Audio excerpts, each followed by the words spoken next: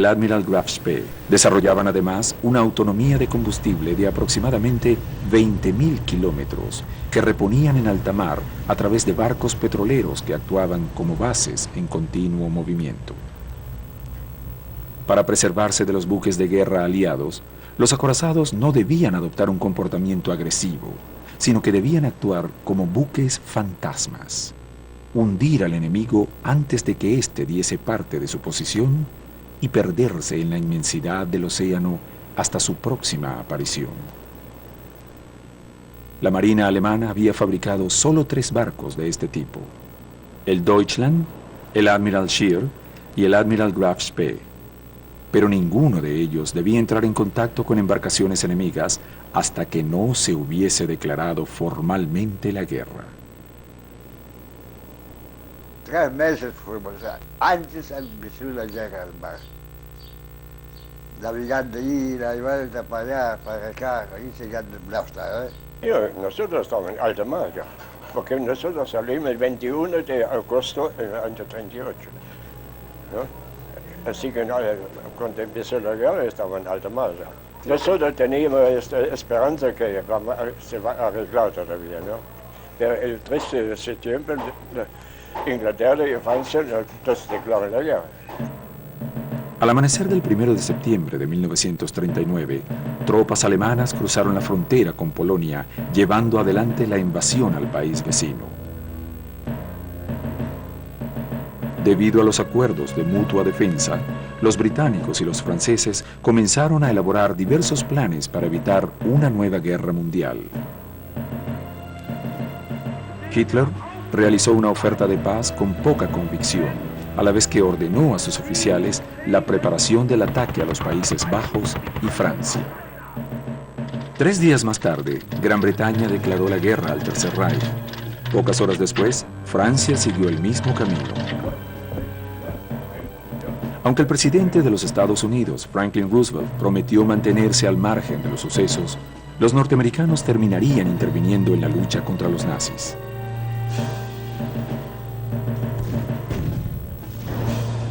El reguero de sangre más grande de la historia moderna había comenzado.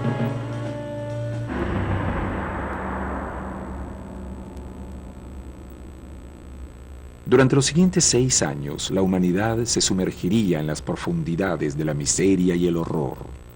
Montañas de cadáveres apilados en el frente de batalla, milenarias ciudades europeas arrasadas por las bombas y el hambre, más de 6 millones de judíos exterminados en los oscuros sótanos de las SS y en los campos de trabajo.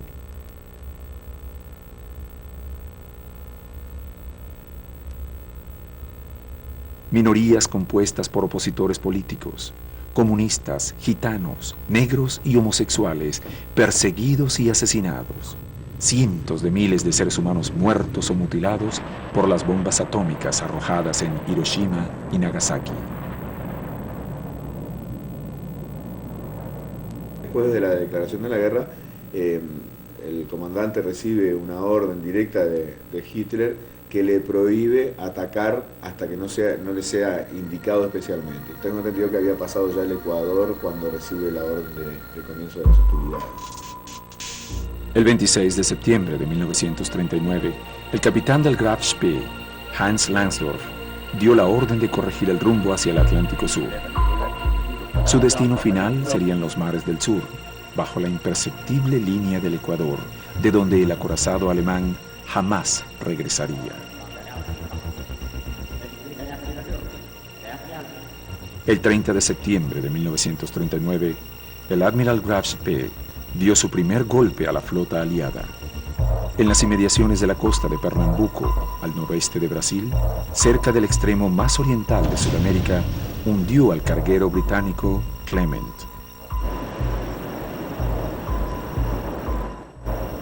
Inmediatamente, el acorazado nazi abandonó el área, realizando un curso elíptico a través del Atlántico Sur. El 7 de octubre de 1939, dio caza a 2 embarcaciones de bandera británica, el Newton Beach y el Ashley. 15 días más tarde, el Spee se había cobrado 2 nuevas víctimas, el Huntsman y el Trevanion. Tanto las tripulaciones como las cargas de los navíos mercantes atacados quedaban a bordo del Spee, que una y otra vez huía sin dar su posición. Nadie sospechaba que en el Océano Atlántico navegaba una embarcación fantasma, hasta que los aliados advirtieron que ningún barco mercantil llegaba a puerto. Advertidas, las fuerzas británicas denunciaron naves peligrosas en las costas sudamericanas, raiders desconocidos de los que tarde o temprano deberían deshacerse. Pero el capitán Langsdorff conocía perfectamente las técnicas que le permitirían al Spee mantenerse a salvo. La idea de Langsdorff, como de cualquier comandante, es confundir al enemigo, es decir, hacer o lograr que el enemigo piense que se trata de otro barco. Emulando las viejas técnicas utilizadas por los corsarios, el capitán Langsdorff protegía la seguridad de su barco. El Spee cambiaba constantemente de apariencia. Un día era el Deutschland, al día siguiente el Admiral Scheele. Solo a veces el buque alemán mostraba su verdadera identidad. Con solo desplegar una lona pintada, a ojos del enemigo la embarcación contaba con un cañón más poderoso, una nueva torre, un contorno diferente. Además, el capitán ordenaba a sus hombres pintar la embarcación con los colores de la flota enemiga o exponer carteles con el nombre de otras naves. Los barcos neutrales se encargaban del resto. Reportaban sus visiones, no sus sospechas, y los informes recibidos no hacían más que desorientar a las máximas autoridades militares inglesas. En ese momento que no había satélites, la única forma era estar vigilando constantemente las transmisiones radiales. O sea que el barco alemán trataba de tener constantemente silencio de radio. Lo que hacía era escuchar las transmisiones de Alemania y escuchar las transmisiones del enemigo. Y lo mismo hacía, digamos, los aliados. Disfrazándose, el Spee no solo podía navegar como un fantasma por la inmensidad de los mares, sino que además podía abordar los mercantes sin darle siquiera oportunidad de escape. El enemigo advertía que el Spee era un barco alemán demasiado tarde, cuando ya no había opción de escape. Pero el accionar de este tipo de buques no admitía error. El comandante Langsdorff sabía que con que solo una vez la posición del Spee llegara a conocimiento del enemigo, la suerte de su nave y de sus hombres estaría echada.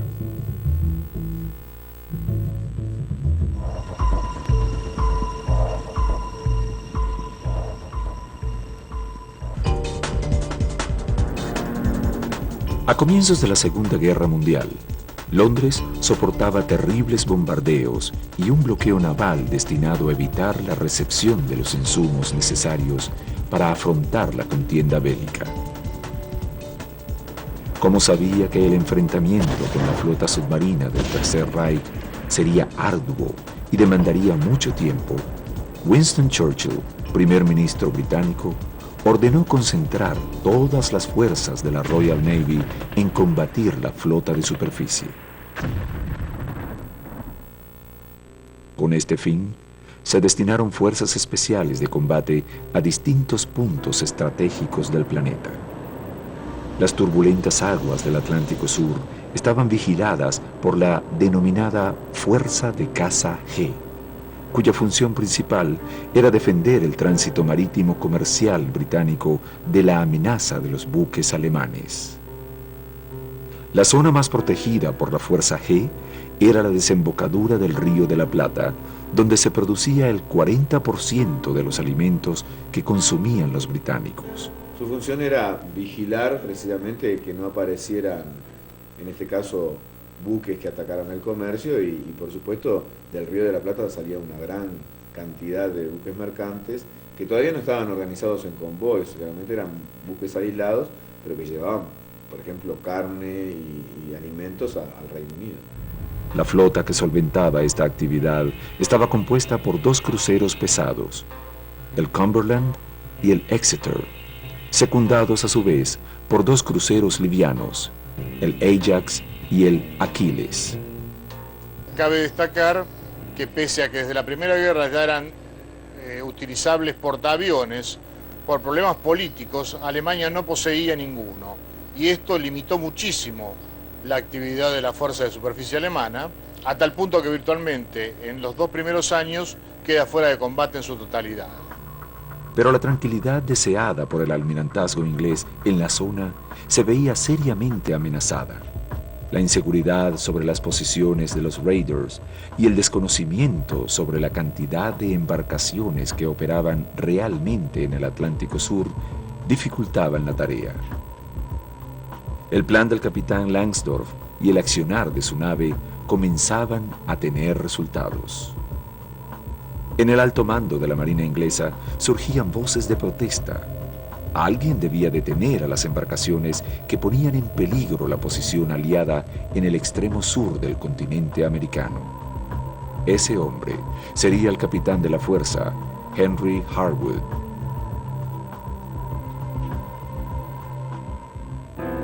Henry Harwood nació el 19 de enero de 1888 en el Reino Unido.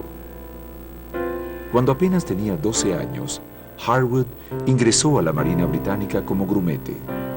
Pasados 34 años de servicio, ya era un avezado hombre de mar y en diciembre de 1934 fue ascendido a capitán de la fuerza.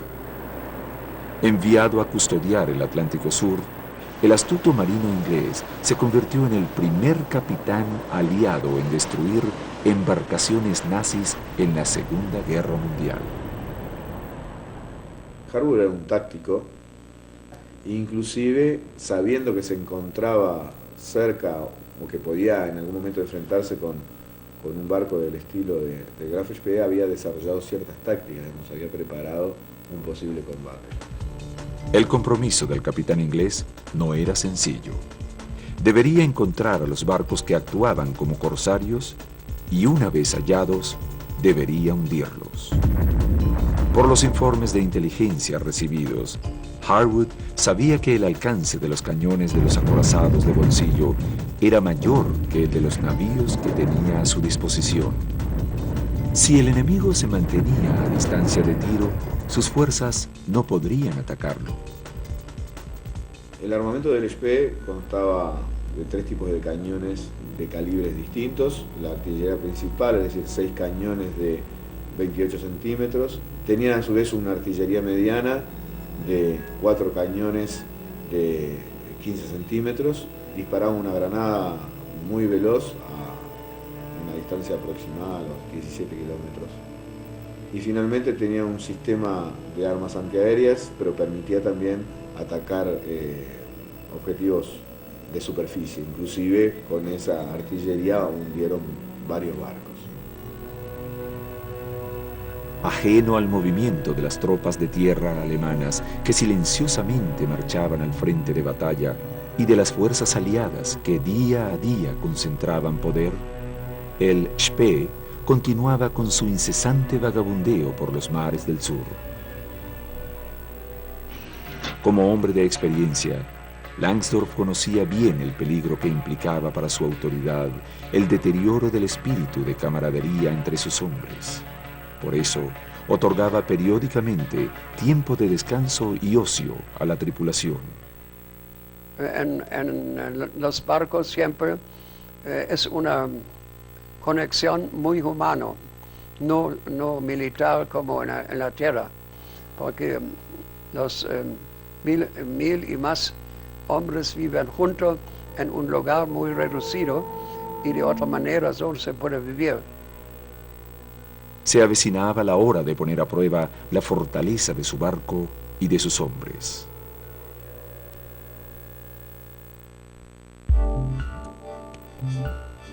El 28 de octubre de 1939, el Spee se reunió con su barco de abastecimiento, el petrolero Altmark, que había partido de Wilhelmshaven el 9 de agosto de 1939. El acorazado transfería periódicamente a su base flotante los prisioneros capturados en los hundimientos realizados, mientras que el Altmark lo abastecía de víveres y municiones. Además, le suministraba el combustible que tanto le costaba al Reich obtener lejos de sus fronteras. Llevaba además repuestos de todo tipo, desde digamos, piezas, válvulas para la radio hasta munición, y estaba diseñado una zona para también guardar prisioneros, era un buque cárcel. Mientras sus hombres trabajaban en el acondicionamiento del barco, el capitán del Altmark advirtió a Langsdorff que el Spee era sistemáticamente perseguido por las fuerzas aliadas. El capitán se recluyó en su camarote a estudiar las hojas de navegación. Tras horas de análisis y reflexión, Langsdorff concluyó que lo más acertado sería despistar a sus perseguidores. El enemigo había concentrado demasiadas fuerzas en el Atlántico Sur y era tiempo de inquietarlo en otras latitudes. El Spee tomaría rumbo sur-este, rodeando el Cabo de Buena Esperanza hasta alcanzar el Océano Índico. A los británicos les costaba posicionar al Graf Spee por la estrategia que seguía el capitán Langsdorff, es decir, atacaba en un lugar y luego salía inmediatamente hacia otro, muy lejos del lugar donde había atacado originariamente. El 15 de noviembre de 1939, frente a las costas de Mozambique, el Spee hundió al petrolero inglés Africa Shell. En el Índico hundimos un barco chico y el comandante fue a bordo y fue muy amigo con nuestro comandante, con Langsdorff. Él escribió también un libro, yo fui Prisoner of Graf Spee, y prácticamente los ingleses cerraron todo el tráfico para 3 meses en la ruta africana. Eso fue más importante que el hundimiento de ese barco. Como parte de su plan de distracción, el capitán Langsdorff permitió que los tripulantes de la nave atacada huyesen hacia la costa. Según su estrategia, los tripulantes prófugos informarían a las fuerzas aliadas la posición exacta del acorazado. La revelación de su ubicación bajo el nombre Admiral Scheer le permitiría confundir una vez más a las tropas enemigas. Después que une el Africa Shell, se organizan varios grupos de búsqueda donde también participan barcos y portaaviones franceses, como el Bern y el Strasbourg, que eran barcos mucho más poderosos, y también flotas o escuadras inglesas en distintas partes del Océano Atlántico. Esa misma noche, el capitán comunicó a la tripulación sus planes. Regresarían al Río de la Plata, donde, según datos de inteligencia, zarparía un importante convoy británico de carga. Luego, sí, volverían a la patria. El 2 de diciembre de 1939, el Spee interceptó sobre la ruta Ciudad del Cabo-Santa Elena al Doric Star, carguero de más de 10.000 toneladas que se dirigía a Inglaterra, proveniente de Nueva Zelanda y Australia.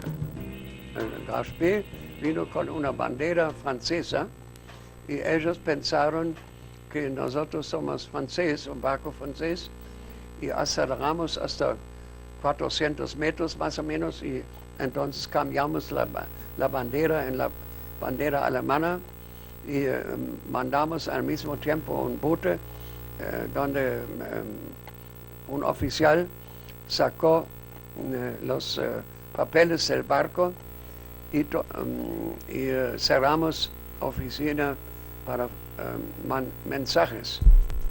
Antes de que el barco fuera asaltado, su telegrafista alcanzó a radiar una señal con las coordenadas exactas de la embarcación. Y cuando ellos dieron mensajes, entonces tiró el Graf Spee a pero lamentablemente con cañón chiquito y bajo fuego dieron su mensaje donde fueron hundidos. El pedido de auxilio fue retransmitido por diversas embarcaciones comerciales hasta llegar a oídos del capitán Harwood. cuyos navíos continuaban buscando a los acorazados alemanes que tantas pérdidas habían infligido a Inglaterra. Ellos estaban explorando en la entrada al Río de la Plata, es decir, patrullando en espera de que apareciera el barco, como estaban otros patrullando otra zona. Por las informaciones recibidas, podría tratarse del Deutschland o del Graf Spee.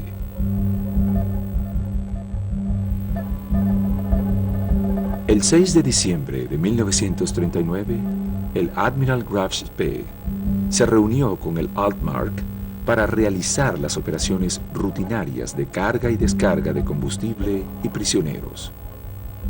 Por la noche, un barco no identificado cruzó silenciosamente su camino. Pocos días más tarde, el 13 de diciembre de 1939, en la desembocadura del Río de la Plata, los vigías del Spee divisaron 2 antenas en el horizonte. Inmediatamente, la tripulación se preparó para un abordaje de rutina. Se trataba aparentemente de un gran buque comercial con bandera inglesa. A las 6 de la mañana tocaban los de alarma y cada uno a su puesto, ¿no? Cuando el Spee se acercó a la embarcación, Langsdorff comprendió que se trataba de una trampa. Lo que habían divisado en el horizonte no era un buque comercial, sino un buque de guerra de la Fuerza G. Detrás de él se encontraban alineados 2 cruceros enemigos. En realidad, vio después el comandante y el oficial de artillería que fueron 3 cruceros, pero no podíamos evitar la batalla. No hubo remedio, no pudimos escapar, porque los cruceros son más rápidos que nosotros. Esa identificación plena, tardía, ya obligó que el inicio del combate estaba funcionando en una distancia en que los ingleses estaban dentro del alcance de todos sus cañones. Estos, si bien tenían menos calibre, tenían mayor velocidad de disparo, lo cual el peso de la andanada inglesa era bastante mayor que la propia andanada del Spee, en cantidad de toneladas de explosivos volando, cruzándose en el aire. Al parecer, Henry Harwood había encontrado la manera de atrapar al Spee, aunque el misterio de cómo lo habría logrado aún hoy continúa siendo un enigma.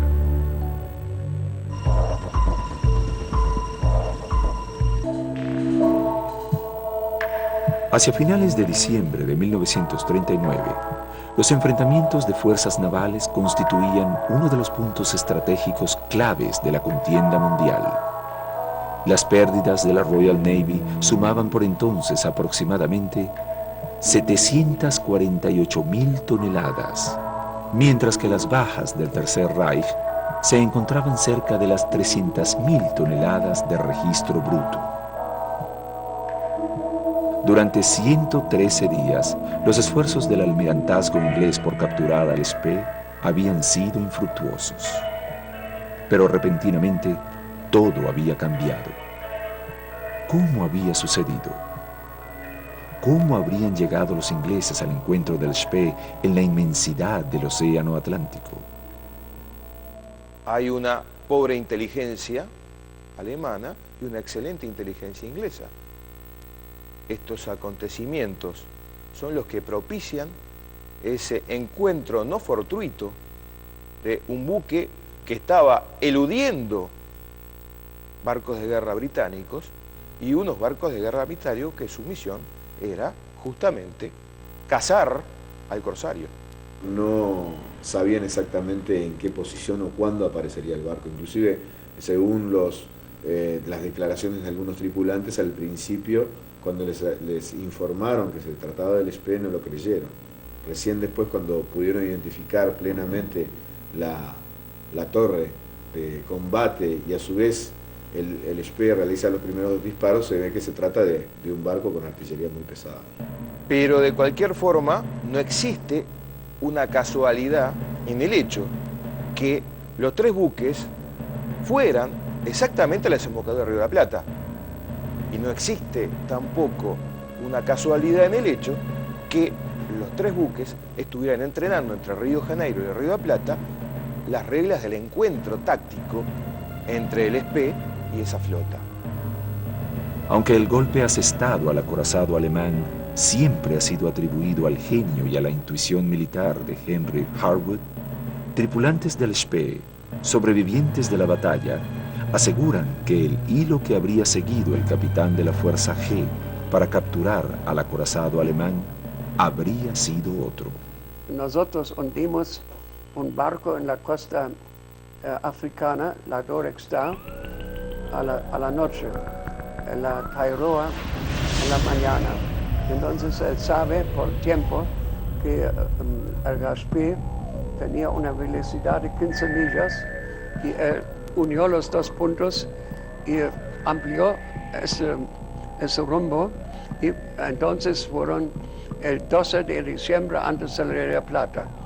Por eso él concentró su escuadra sudamericana en ese punto y esperando a nosotros.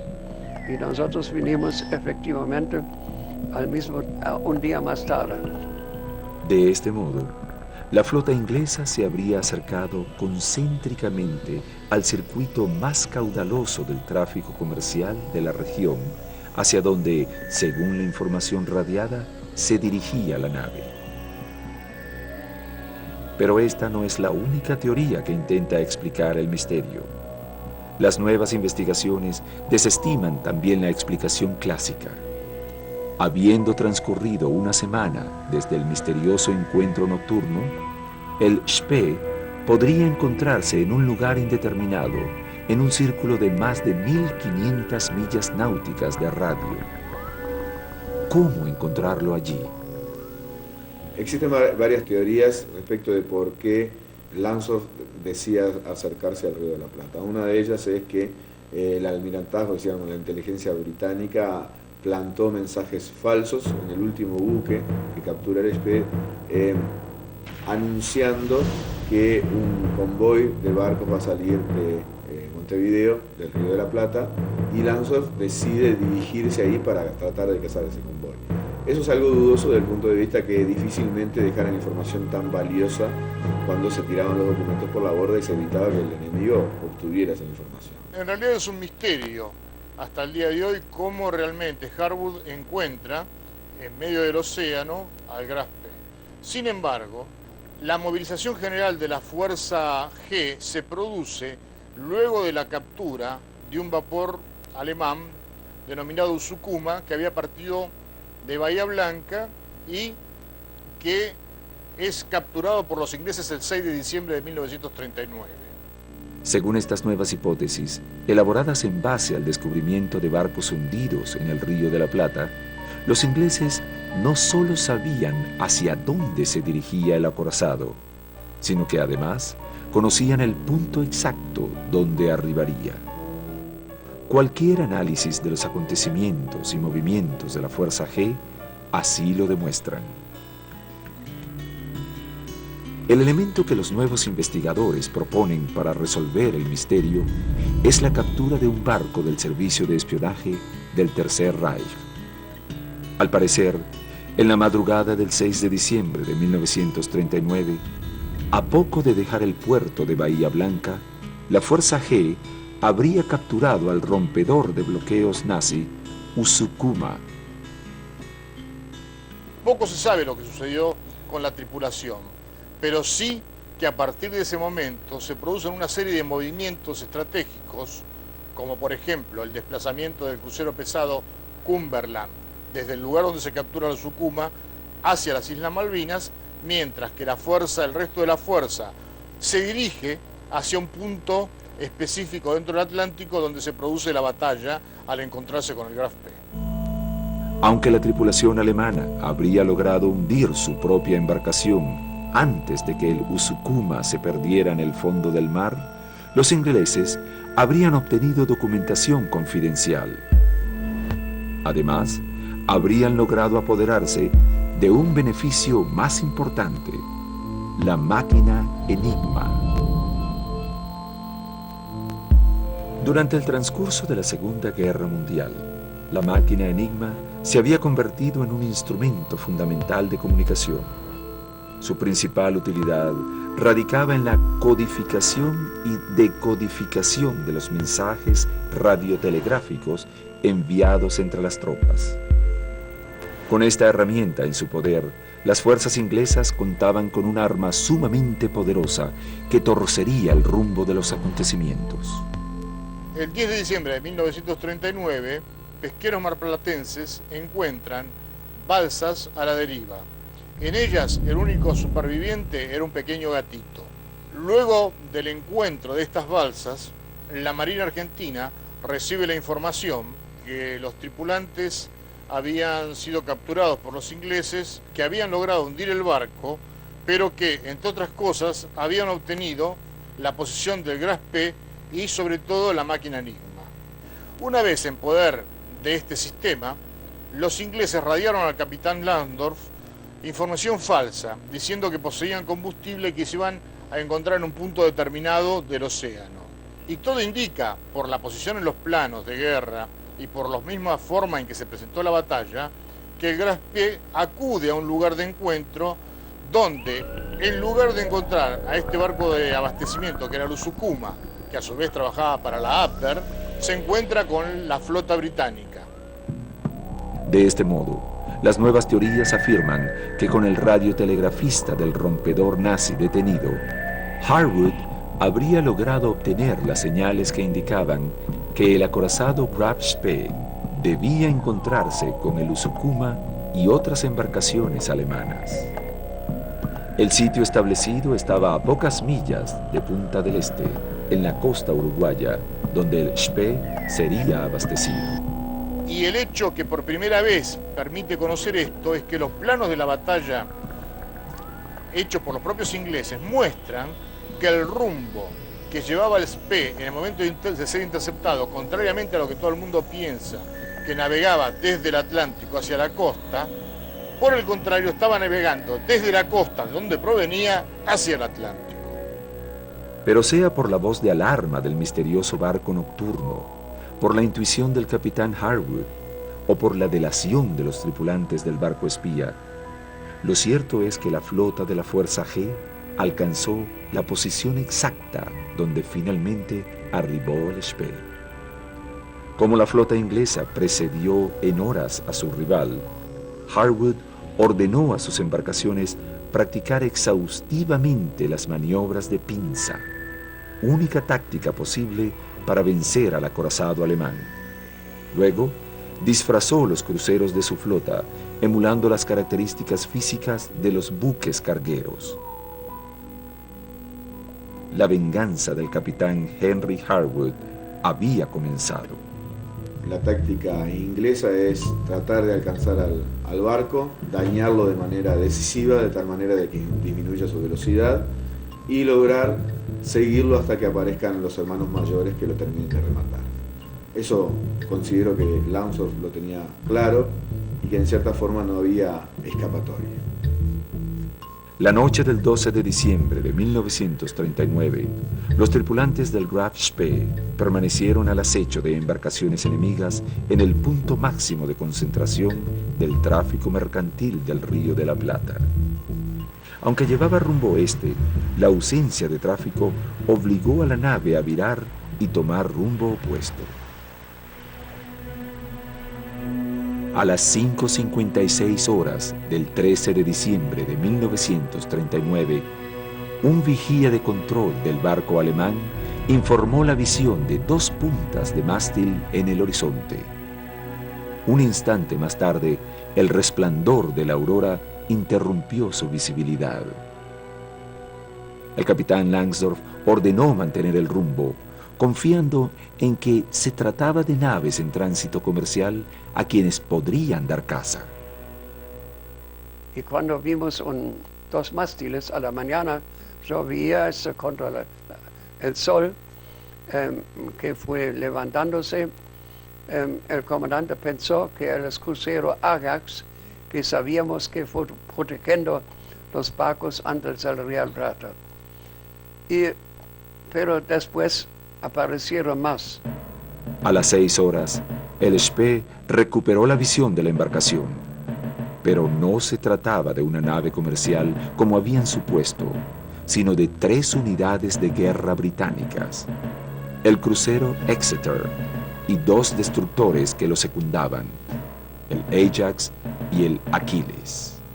El comodoro Harwood, un marino inglés sumamente cortés y agradable, con gran modestia, nos explicó a los periodistas cuál había sido su estrategia, que era un poco como la de los perros de caza acosando a un jabalí, no acercándose demasiado para no ser víctima de los zarpazos de la bestia, pero lo suficiente como para hostigarlo, hacerlo efectuar virajes imprevistos y sobre todo poniéndose debajo del ángulo de tiro de los grandes cañones Graf Spee a fin de poderlo herir con su artillería de menos poder y de menos alcance, pero claro, como estaban a una distancia más próxima, pudieron infligirle graves daños.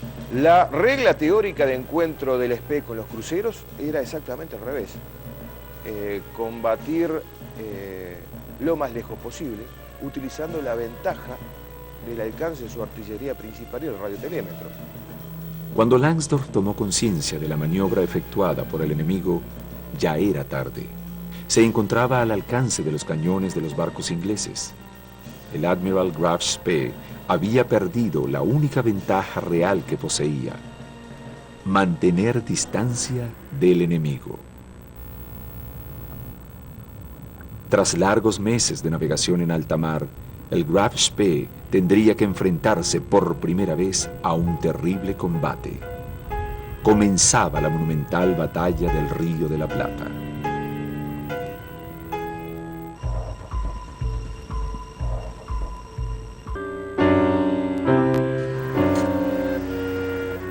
La madrugada del 13 de diciembre de 1939, los cañones del Admiral Graf Spee abrieron fuego sobre el crucero inglés Exeter, iniciando el primer enfrentamiento naval de la Segunda Guerra Mundial en Sudamérica. A las 6:17 de la mañana, la artillería germana detonó ininterrumpidamente con bravura sobre el crucero inglés. Langsdorff sabía que sus granadas, las granadas del Exeter, traspasaban la coraza y que podían alcanzar partes vitales del barco. En cambio, sabía que los cruceros livianos, bueno, tenían que cuidarse de los torpedos, pero no en rivales tan peligrosos. La respuesta aliada no se hizo esperar. El Exeter devolvió las descargas con rapidez. Siempre tiene que esquivar por los torpedos. Más o menos 16 años. Una vez vine con el 4 juntos.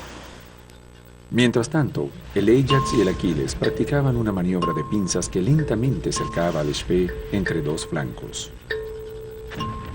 El almirantazgo había ordenado dentro de las tácticas de combate no dividir la fuerza. Supuestamente, digamos, una escuadra o una flota que se encontrara con un barco enemigo debía atacarlo de tal manera de inmovilizarlo lo más rápidamente posible.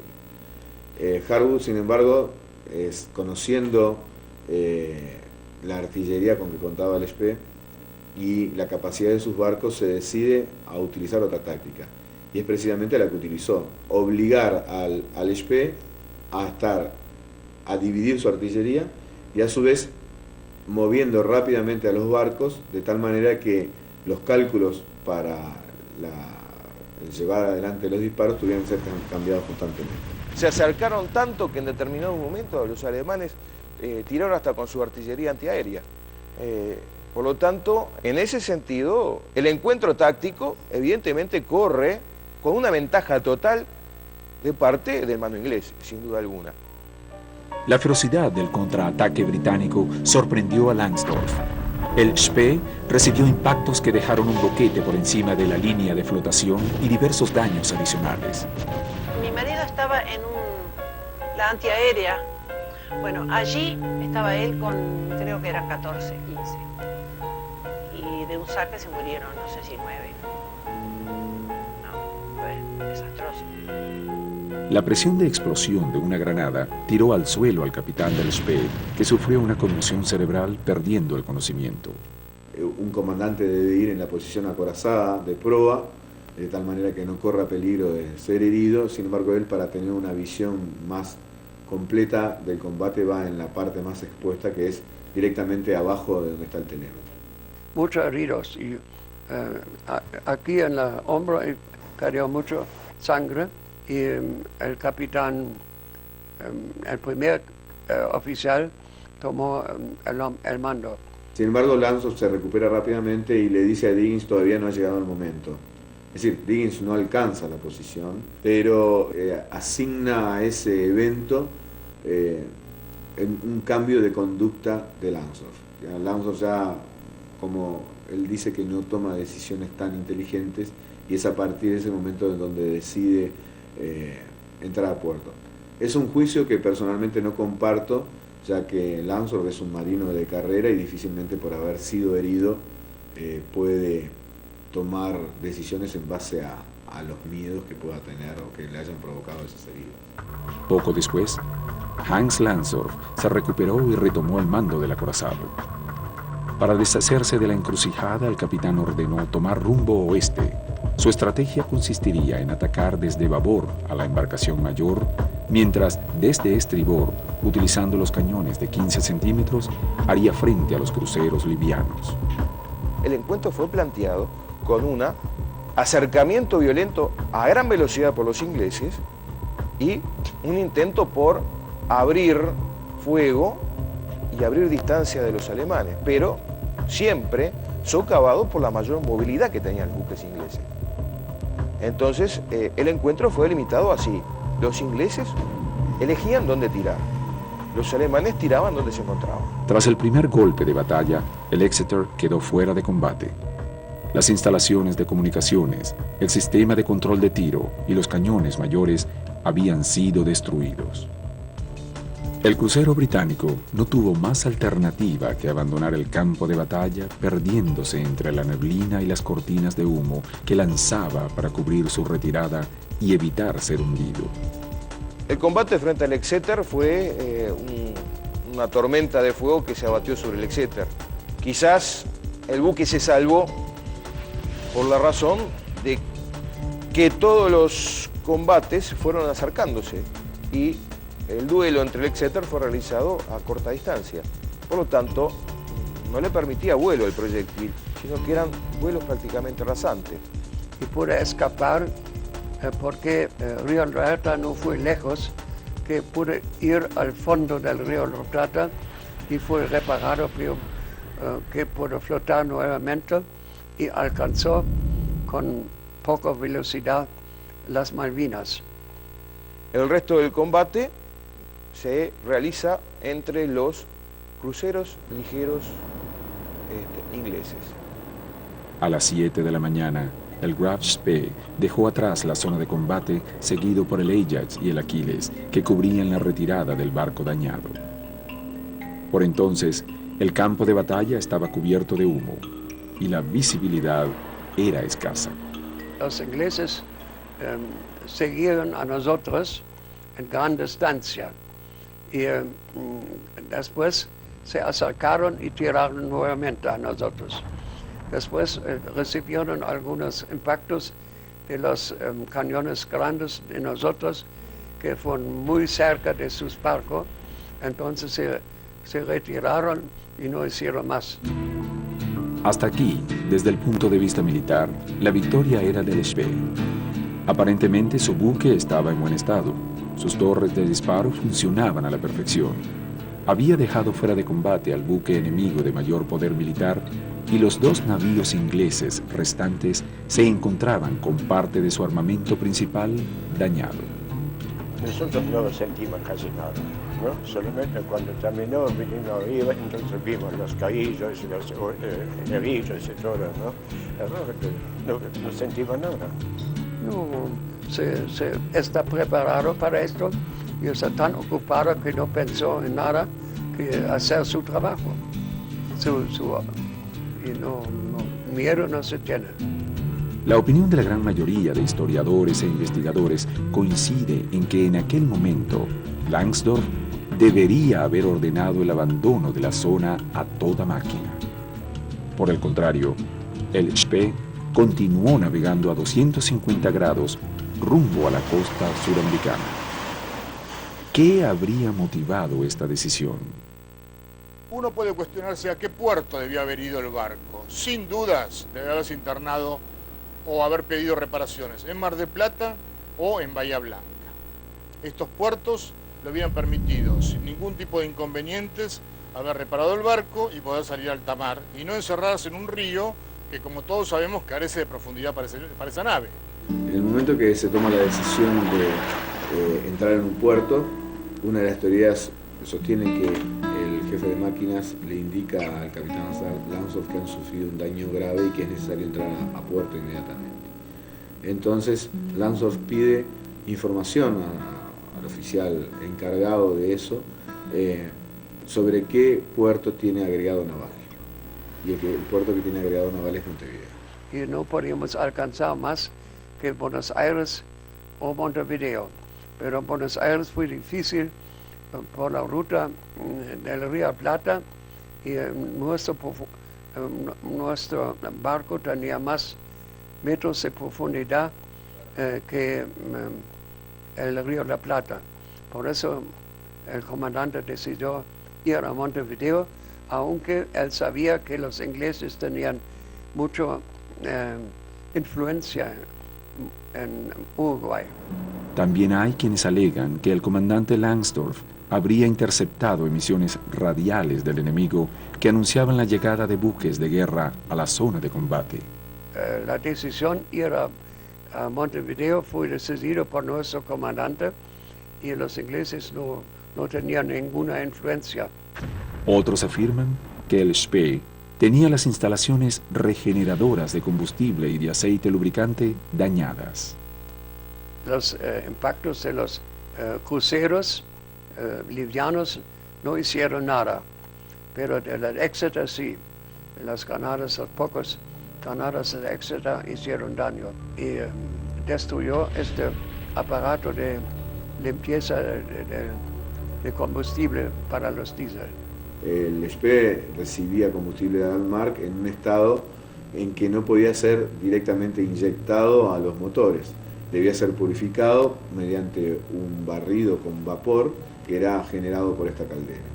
Y no se podía reparar ese daño en el mar, digamos, tenía que ser reparado en puerto.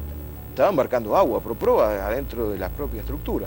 Entonces, es una reparación que tenía que hacer por lo menos en puerto, porque es una zona que está abatida constantemente por el agua. O sea, es donde él metía la proa.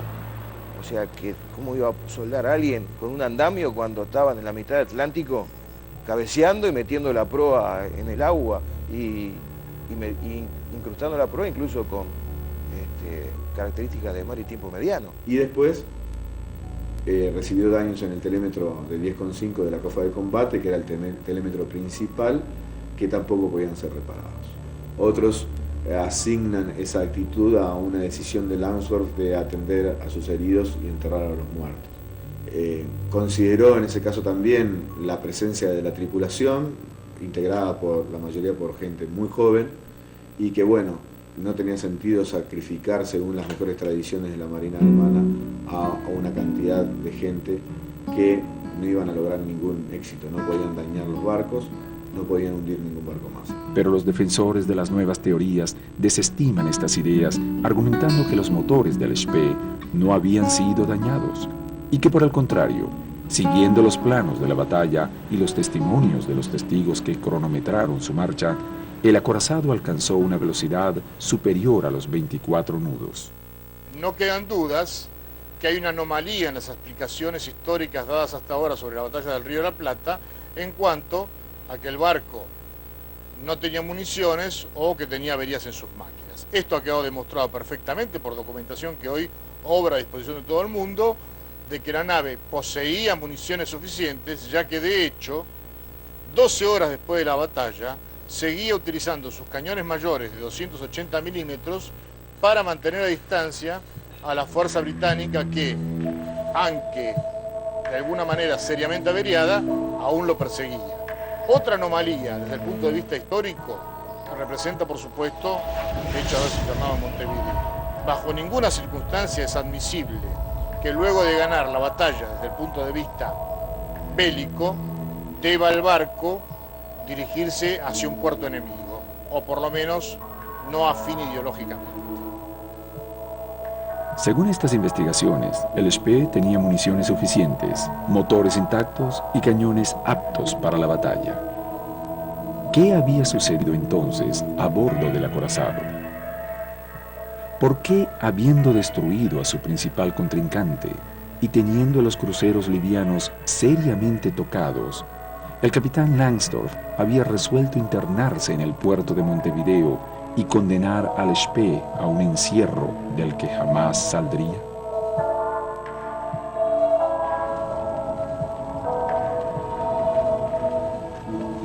Del puerto y de las rutas para llegar ahí y fondear en plena noche. El saldo del enfrentamiento era devastador.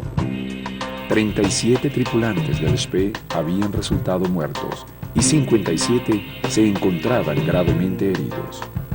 Las cifras oficiales aliadas indicaban 72 hombres de la Marina Británica fallecidos y 47 heridos de peligro.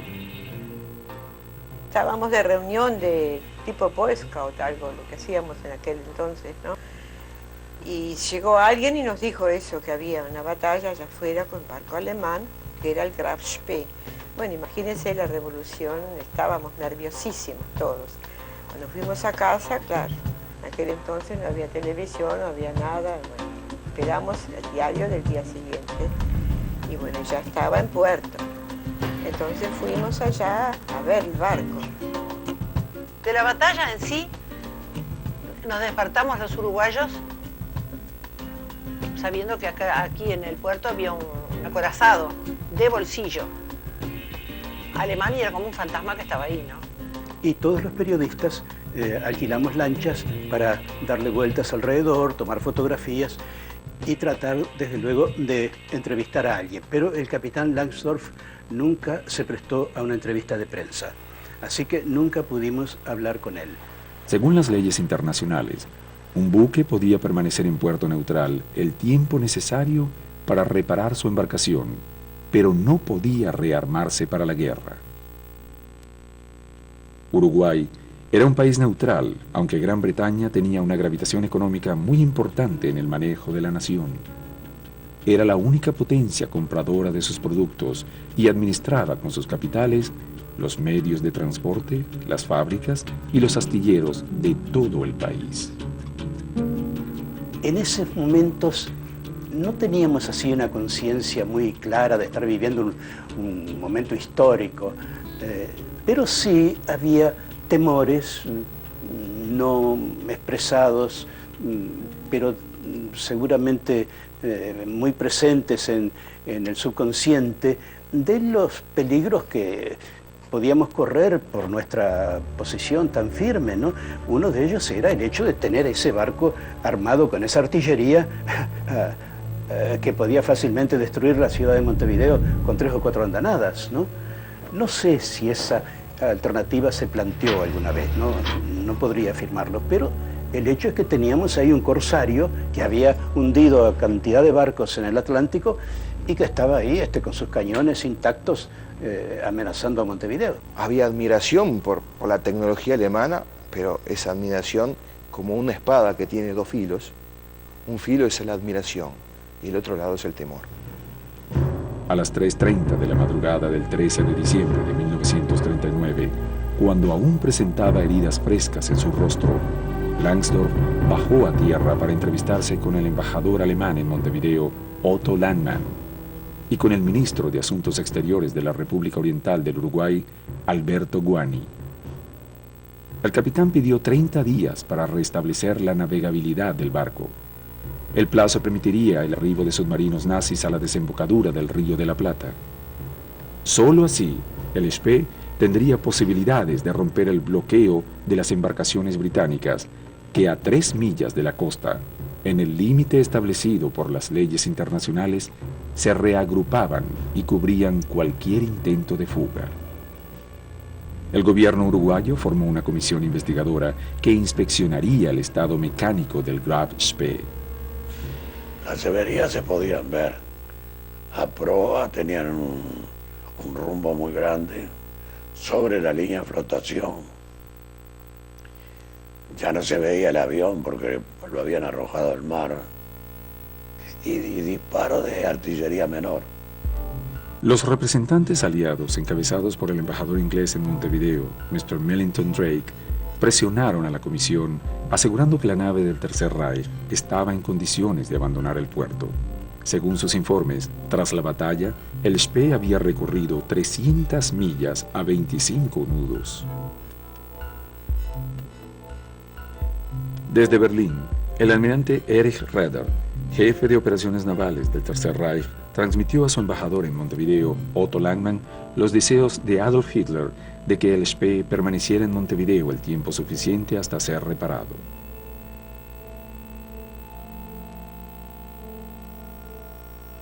Mientras negociaba la suerte de su barco y los mecánicos iniciaban las reparaciones, Langsdorff ordenó la liberación de los 61 oficiales mercantes cautivos en el Spee.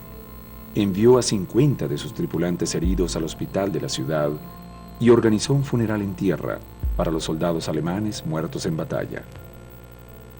Y al día siguiente fue el entierro. Entonces ahí sí fuimos todos al cementerio. Era un día de calor impresionante. Y bueno, uno no comprendía todavía. Yo al menos no comprendía esta situación porque las guerras para mí eran algo espantoso. Y tenerlo tan cerca era una cosa que me tenía un poco nerviosa, ¿no? A esa edad que me importaba a mí lo que sucedía ahí, para nada me interesó. Al contrario, yo no era muy aficionada, porque cuando había algún problemita mi padre me decía, mirá que nos vamos para Alemania. Entonces yo no quería saber de nada ni de los alemanes. Bueno, y pasaba un día, pasaron 2, y de la embajada avisaron que los que tenían tiempo podían ir al hospital para visitar a los heridos, porque hacía 4 meses que no veían a muchachas que fuéramos todas bastante jóvenes para allá. Me movió un poco la compasión de que estuvieran después de una batalla, perdieron su barco. Entonces me dio lástima y dije, tengo que ir. ¿Y quién entra primero? Tú, la menor, la mayor, ninguna de ellas. Y a mí me dieron un empujón y se abrió la puerta. Y estaba yo ahí adentro. Claro, 40 pares de ojos mirando. Y yo me metí en el primer pasillo. Y ahí estaba él. Pero mal, estaba mal. Y allí empezamos a conversar. De pronto se tocó la campanilla, se terminó la visita, mis padres venían caminando y digo, me voy porque viene mi padre. ¿Usted va a volver? Por eso también yo volví a ir al hospital, ¿vio? Porque yo veía todo un drama ahí. Bueno, hoy sé que no es solamente eso, que estaba el destino armando ahí una cosa. Terminada la ceremonia, los alemanes fueron informados de la resolución de las autoridades nacionales. Finalmente, bajo una enorme presión internacional, los miembros de la comisión investigadora habían decidido que el pedido del gobierno nazi era injustificado. De ningún modo se le concedería al barco alemán una estadía mayor a las 72 horas. Se aplicó estrictamente el derecho internacional y se le dio la orden al barco que saliera del puerto a los 3 días. Fíjate lo que significa para un pequeño país como el Uruguay ordenarle a una nave de guerra poderosa de uno de los beligerantes en la Segunda Guerra Mundial que saliera de su casa. 72 horas, teníamos que salir el domingo el 17. Comunicada la irrevocable sentencia, Langsdorff apeló a las autoridades alemanas como último medio de hallar alguna solución. El Comando Superior de la Marina Alemana dio instrucciones precisas. La disputa diplomática estaba perdida, pero bajo ningún concepto debía ni el buque ni su tripulación pasar a manos enemigas. El comandante Langsdorff debería tomar la decisión más importante de su vida. No solo estaba en juego su tripulación y su nave, sino también el honor de la marina nazi y del pueblo alemán. Las alternativas para evitar la entrega del acorazado no eran demasiadas. El Spee podría dirigirse a Buenos Aires, donde existían vínculos más fuertes con el régimen nazi. Pero la poca profundidad del Río de la Plata en aquella latitud imposibilitaría su arribo. También podría salir al Océano Atlántico y enfrentarse a la flota enemiga, pero desde el primer día el contraespionaje británico había hecho circular el rumor de que había arribado el buque de batalla Barham, un barco de mayor envergadura que el Spee, que actuaba como refuerzo de la Fuerza G. Precipitadamente se avecinaban las difíciles horas de la resolución. La repercusión de la batalla y las alternativas diplomáticas del combate asaltaron rápidamente los medios de prensa locales e internacionales. Desde diversos lugares del planeta llegaron ansiosos corresponsales ávidos de noticias que buscaban transmitir a sus países la dramática continuación de la batalla naval que se desarrollaría a pocos kilómetros de la costa. El plazo impuesto por las autoridades uruguayas se vencía y la expectativa por el desenlace crecía minuto a minuto. Bajo la lluvia, la multitud aguardaba la resolución que solamente el capitán de la embarcación, Hans Langsdorff, podía tomar.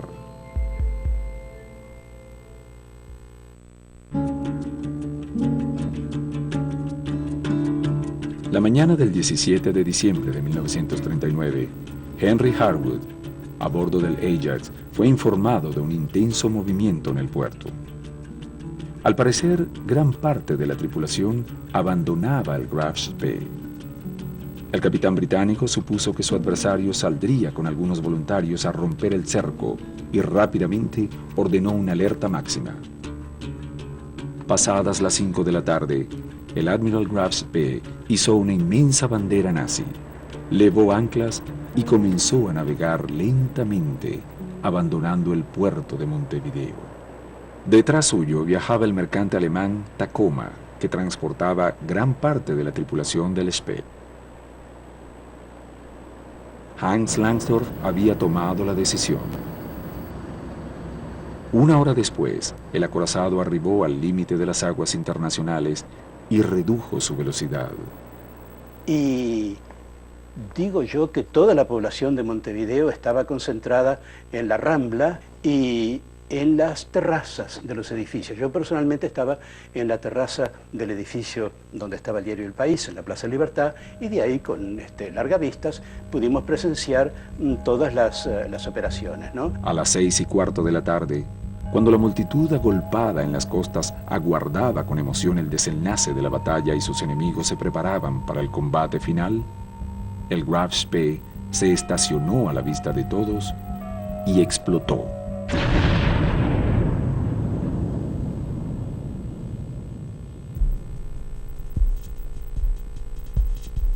Para sintetizar, podríamos expresar simplemente en 3 palabras: sorpresa, temor y alivio. La guerra había rozado a nuestro país, la guerra había pasado por el país y la guerra, por suerte, estaba lejos del país todavía. La incrédula mirada del mundo comenzaba a tejer uno de los misterios mejor guardados de la Segunda Guerra Mundial: el hundimiento del acorazado alemán en las aguas del Río de la Plata.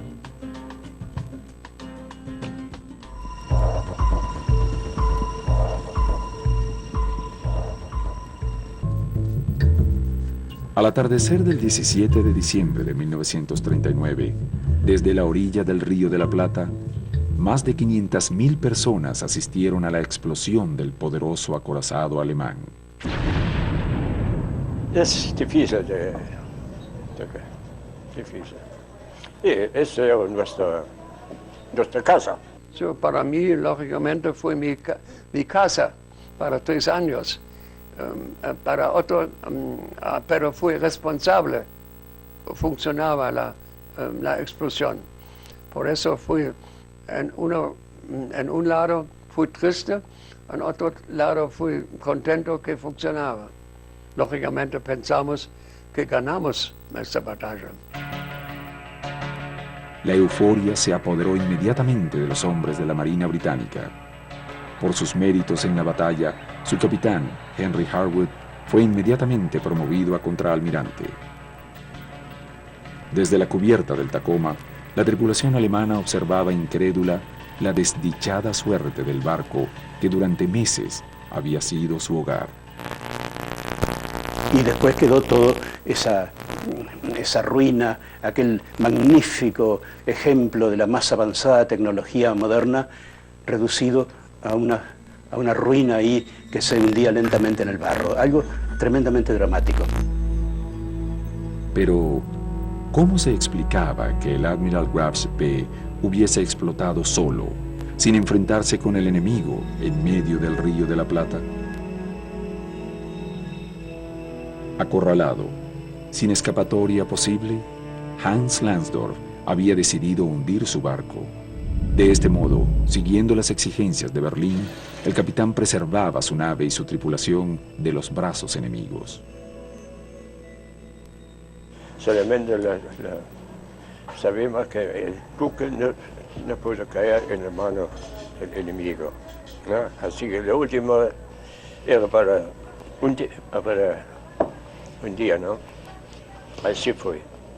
Y entonces el comandante sabía, cuando él salió, los ingleses pueden concentrar sus barcos y aniquilarnos, y nosotros no podíamos prácticamente defendernos. Y entonces él decidió de su mismo volar el barco para salvar la vida de la tripulación, también el mío. Una vez tomada la decisión, los tripulantes alemanes habían colocado torpedos sobre cada depósito de munición y el Spee había explotado. Él dijo a los otros oficiales, y yo recibió el orden del capitán de artillería de destruir todos los equipos muy valorosos, y entonces fui al capitán nuevamente y pregunté que es verdad.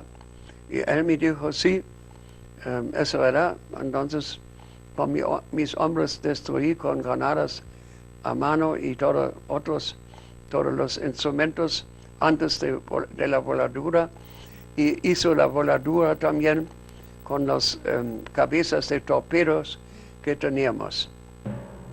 Esa misma noche, mientras el Admiral Grubbs B blandía humo como un volcán, el capitán Langsdorff puso en marcha la tentativa de llevar a la tripulación alemana río arriba para ser asilada en Buenos Aires. El capitán quería quedar a bordo y quería volar el barco, pero nuestro capitán de artillería, Usher, podía que él cambie su decisión, porque él tenía la tarea de llevar la tripulación a la Argentina, porque el capitán Usher con razón tenía miedo que los uruguayos entregaran a nosotros a los ingleses. Pasado el límite de aguas internacionales, los tripulantes del Spee fueron transferidos a un pequeño remolcador argentino en el que navegaron durante toda la noche. Para no delatar su posición a los buques ingleses, viajaban con las luces apagadas.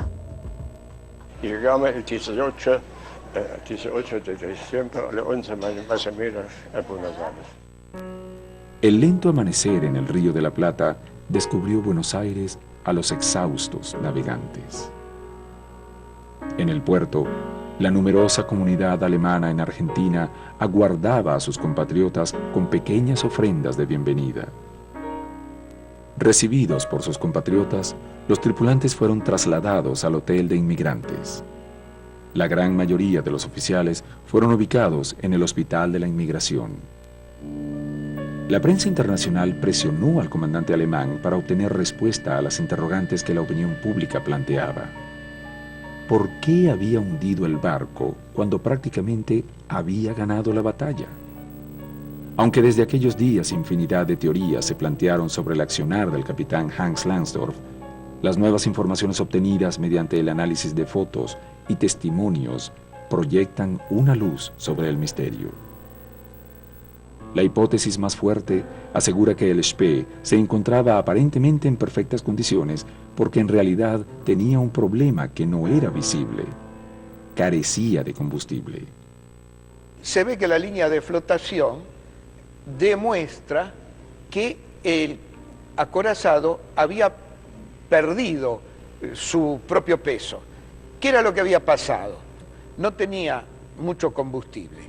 Y era tan poca la reserva que tenía la embarcación que ni siquiera habría intentado perseguir a los barcos averiados, ya que corría el riesgo de quedar varado en medio del mar. Y este era el verdadero elemento que tampoco podía darse a conocer al mundo, de que Alemania tenía sus naves sin combustible, como lo estaba pregonando realmente la Marina Británica a través de informes en los diarios. La dotación de combustible del Spee era la adecuada. Había tenido contacto con el Altmark hacía poco tiempo, o sea que no tenía déficit de combustible. Se produce el déficit de combustible cuando es dañada la caldera auxiliar, que permite producir el combustible para el consumo de un día.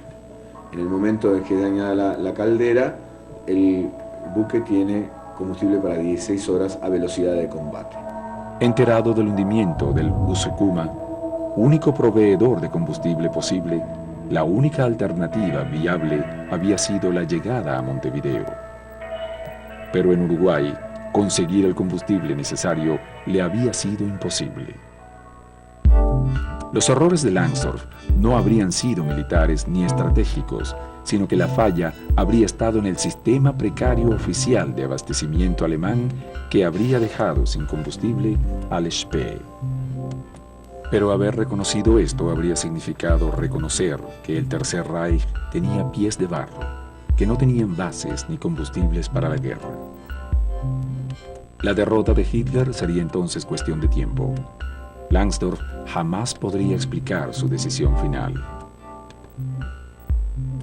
Así como no logra comprenderse, de acuerdo a los dictados de la historia oficial, las razones por las cuales el capitán Langsdorff interna su barco en Montevideo, o mejor dicho, llega al puerto de Montevideo, tampoco se comprende la invasión a la Unión Soviética si no es desde el punto de vista de que sus ejércitos, o el grueso de sus ejércitos, no se dirigían hacia Moscú, sino que se dirigían hacia el Cáucaso a tomar el petróleo de Bakú. El petróleo logrado de Bakú tenía la posibilidad de llegar por vía terrestre hacia el corazón de Alemania, o mejor dicho, el corazón industrial de Alemania, donde podía ser procesado. El 19 de diciembre de 1939, el capitán dio un discurso a su tripulación. Expresó gratitud a Buenos Aires por su acogida. Habló de la difamación de la prensa internacional y aseguró que defendería siempre el sentido del honor alemán. Esa misma noche, pidió un arma a un funcionario de la embajada alemana en Argentina y se recluyó en su habitación. Hans Langsdorff amaneció vestido de uniforme, envuelto en una bandera nazi manchada de sangre. Fue muy triste toda la tripulación, cuando el próximo mañana se me dijeron que él está muerto. Yo dije, no, es una noticia falsa de los periodistas, pero efectivamente fue así. Sí, un impacto grande, ¿no? Yo como padre para nosotros, ¿no? Pocos días antes, tras la explosión del barco, el capitán nazi había sentenciado su suerte. Para un capitán con sentido del honor, su propio destino no puede ser diferente al de su nave. Y esa, sin duda alguna, fue la razón de su autoeliminación. Envuelto en la Marina de Guerra, pero de la Alemania de la Primera Guerra. No se envolvió en la bandera nazi. Los restos del capitán Hans Lansdorff fueron despedidos en medio de una multitud que se agolpó en las calles de la ciudad para saludar a un hombre que había perdido su vida por salvar a sus hombres. Entre los asistentes al entierro se encontraba, además de la tripulación, el recientemente liberado capitán de la embarcación comercial Ashley, una de las tantas víctimas del Spee. Después de que surgieran a luz, luego de la guerra, los relatos de los prisioneros británicos, el comandante Landorf cumplió absolutamente con todas las reglas de los tratados de Ginebra de aquel momento. Fue un caballero con sus prisioneros británicos y indudablemente una gran persona. Tras el suicidio del capitán, muchos sobrevivientes del Spee fueron asilados en distintos hoteles del país. Otros fueron transportados secretamente a Alemania, donde continuaron peleando una de las guerras más sangrientas de toda la historia. El presidente en aquel tiempo dijo que la tripulación debe ser internada. Entonces la tripulación quedó aquí, pero los oficiales, prácticamente algunos como yo, escaparon en abril 40 y los otros en el mismo año de Brasil, del Río de la Plata, con un avión a Roma. La batalla naval es un evento extremadamente sangriento, quizás mucho más violento que el combate de infantería, ya que los hombres se encuentran encerrados en habitáculos blindados, sin saber lo que pasa alrededor, sin saber en qué momento va a entrar la granada que los mate y con las posibilidades de ser auxiliados inmediatamente de manera muy remota. Por lo tanto, una batalla naval no es un hecho épico, es un evento sumamente lamentable. Con el hundimiento del Graf Spee comenzó el ocaso del sueño imperialista alemán.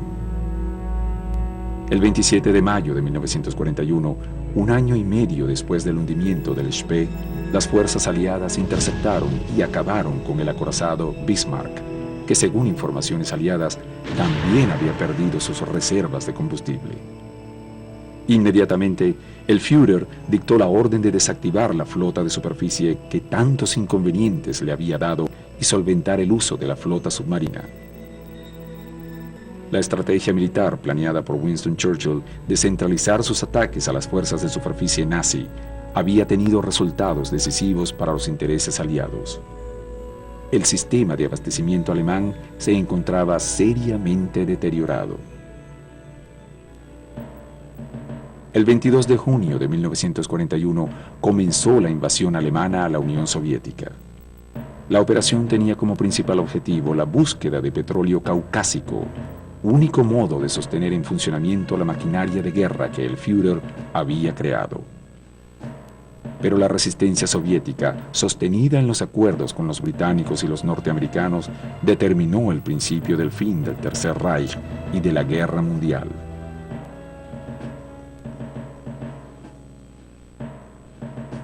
Al finalizar la contienda, los hombres de la Armada de Superficie alemana fueron abandonados a su propia suerte, expuestos a las duras condiciones de subsistencia de la posguerra, por lo que varias decenas de tripulantes del Graf Spee decidieron regresar a la República Argentina y rehacer su vida en una tierra lejana. Unos buscaban recuperar las familias que habían formado en su breve estadía en el país. Otros ansiaban simplemente construir una vida digna, alejados de la muerte y el horror de Europa. En la memoria de los habitantes de la región aún perduran los recuerdos transmitidos de generación en generación sobre la contienda naval más importante librada en estas costas, la monumental batalla del Río de la Plata.